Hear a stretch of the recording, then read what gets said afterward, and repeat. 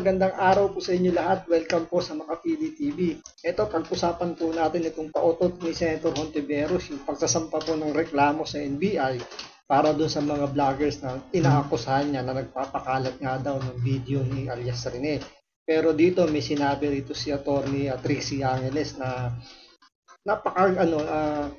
parang may kuntsabahan po nangyayari between dito nga kay Senator Hontiveros at sa mga mainstream media. So ito panoorin po natin at maging maging observant po tayo sa mga pina-flash po ng mga mainstream media patungkol dito sa issue na to. So ito panoorin po natin.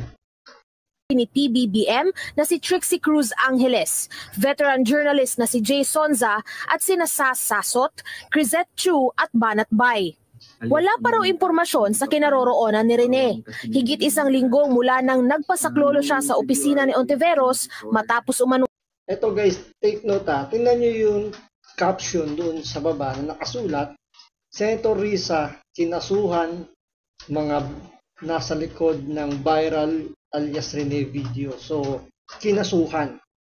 Yan po yung umiikot po sa mga mainstream media. Hindi natin sinasabing dito lang sa channel na to, pero lahat halos siguro ng mainstream media, ganyan po yung mga title nila. Kaya yan po yung tumatatak sa mga kababayan natin na itong mga vloggers, na DDS vloggers, sinampahan na ng kaso ni Senator Hontiveros. So, tuloy natin. Umanong dukutin ng KOJC.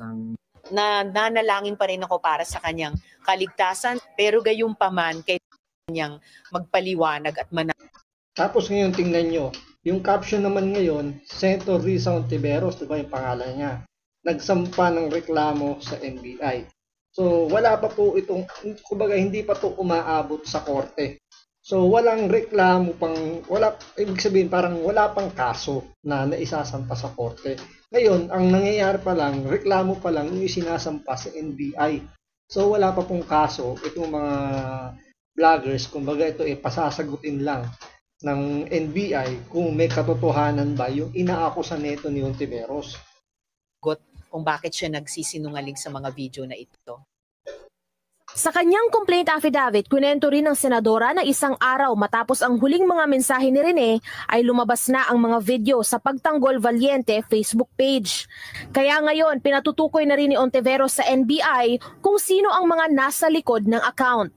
1 milyon daw ang sinuhol ng senador sa dating Senate witness para tumistigo laban kay Kibuloy at sa mag-amang Sara at Rodrigo Duterte.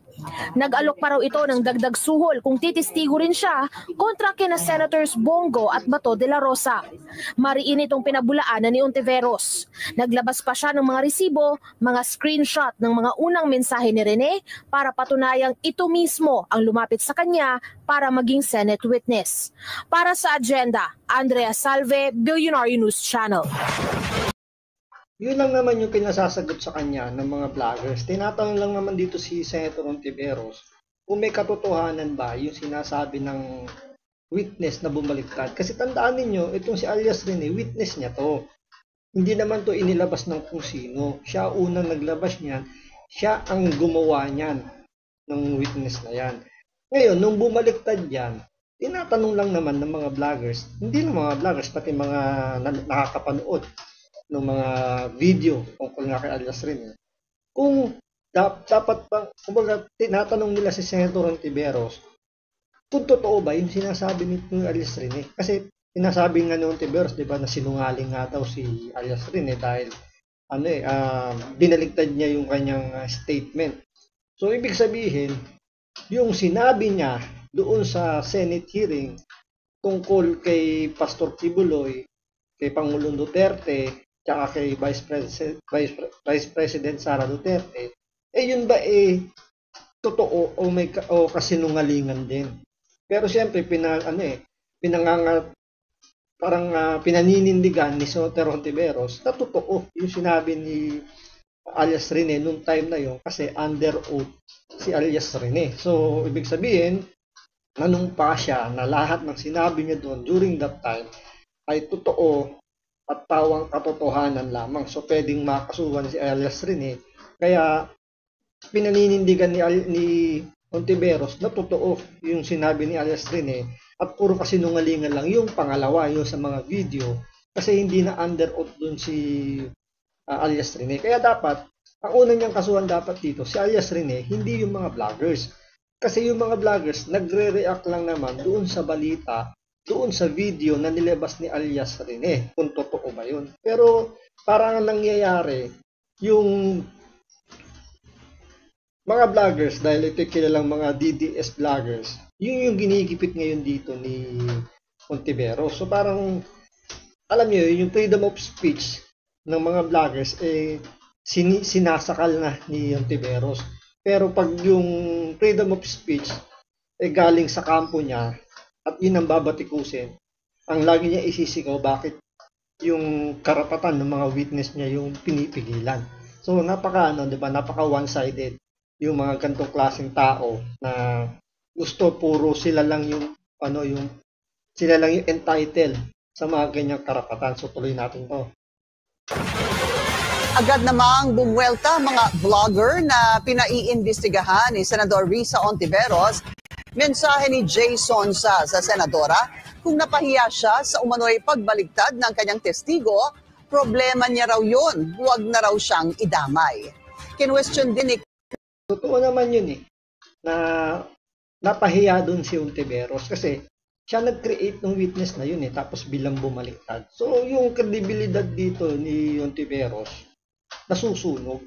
Kaya nga sabi ni Atty. Topacio rito parang kumbaga yung sinabi pala ni Atty. Topacio na talagang yan yung gawain daw ni Ontiveros, yung gumawa ng mga fake witness kasi pang strike 3 niya na yan Sinabi na ni Atty. Topacio, 3 beses niya nang ginawa yan. So, ibig sabihin, may pattern talaga na yan yung gawain ni Senator Ontiveros. Kasi ang tapang ni Atty. Topacio. Inamon niya si Ontiveros, nasampahan siya ng kaso. Diba? Pero, bakit hindi sinampahan ni Ontiveros etong si Topacio? Kasi, siguro, alam niya may hawak na ebidensya si Atty. Topacio kaya hindi niya magalaw-galaw, hahayaan niya lang magsalita or talagang dahil siguro hindi naman mahilig sa social media si Atty. Topacio, ini-ignore niya lang kasi hindi naman makaka-apekto yun sa plano niya sa 2028, unlike kasi sa mga vloggers na maingay yan hanggang 2028 kung tutuloy si Ontiveros na tumakbo bilang presidente. Tutuloy natin ulit. din ni Crisette Chu ang pagdamay sa kanya sa kaso. Anya nagpapa-victim lang si Ontiveros at tila balak silang tanggalan ng freedom of speech. Isa pa yan, di ba? Totoo naman. Parang nagpapa-victim play dito si Ontiveros. Parang siya yung kawawang-kawawa. Kaya nga, di ba sabi niya, ni Pulong Duterte, cry baby nga daw tong si Ontiveros. Kasi pag sila yung bumabatikos, okay lang. Pero pag sila na yung binatikos, nag-iiyak na parang sila yung kawawang-kawawa. Tulad yung nangyayari ngayon, papasaklolo siya dahil binibira siya ng mga vloggers ngayon tungkol dito kay alias Rene. Para naman kay Sasot, dapat ding idemanda ang mainstream media na mas nauna umanong nagpakalat sa mga sinabi ni alias Rene. Yun, ito maganda rin itong sinabi ni Sasurgando Sasot Totoo naman, kasi mostly yung mga vloggers, nag-aabang lang yan sa balita. Ngayon, yung balita, yun yung ginagawa nila ng reaksyon. So, mas pa ang media na sila yung unang pumipick up ng mga ganyang klaseng balita, pero bakit walang kasamang media doon sa sinampang reklamo ni Ontiveros sa NBI? Siguro natatakot lang din si Ontiveros na bakbakan siya ng mainstream media sa papalapit na presidential election. Alam naman natin ang mga mainstream media, meron yung mga legal department. Ngayon, once na magsampa ng reklamo si Ontiveros at matalo, babawian sila ng mainstream media. At sigurado malaki yung hihinging bayad niya doon sa paninira na yung pagreklamo ni Ontiveros, syempre masisira yung kredibilidad ng mainstream media. So medyo gagastos dito si Ontiveros ng kanyang personal na pera kung isasama niya yung mainstream media. Pero 'di ba, ibig sabihin lang takot siya sa mga mainstream media na kasuhan siya kaya hindi niya dinamay.